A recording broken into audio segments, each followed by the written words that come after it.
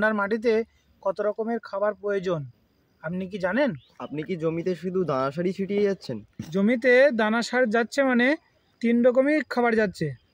3 রকমের খাবার মানে নাইট্রোজেন, ফসফেট, পটাশ। জমিতে 3 রকম ছাড়া আরও 13 রকমের খাবার প্রয়োজন আছে। সো 13 রকমের খাবারের মধ্যে বোরন, জিঙ্ক, ম্যাঙ্গানিজ, কপার আরও অনেক খাবার আছে যেগুলো কিন্তু মাটিতে দরকার আছে। সেগুলোর কোনো একটা কমতি হলে কিন্তু আপনাদের ফসল খারাপ হয়ে যাবে। আমাদের একটা ইন্ডিয়া গ্রো ব্র্যান্ডের একটা দুর্দান্ত প্রোডাক্ট, সেটার নাম হচ্ছে অলিভ 16। এটাতে মাটির যে 16 রকম খাবারটা প্রয়োজন সেটাতে অলিভ 16 এর মধ্যে সম্পূর্ণটা আছে। সো অলিভ 16 দিলে অলিভ 16 কি করে, গাছের পাতার কালারটাকে সুন্দর করে, গাছটাকে অনেক মোটা করে এবং তার সাথে গাছের গ্রোথটাকে দুর্দান্ত করে।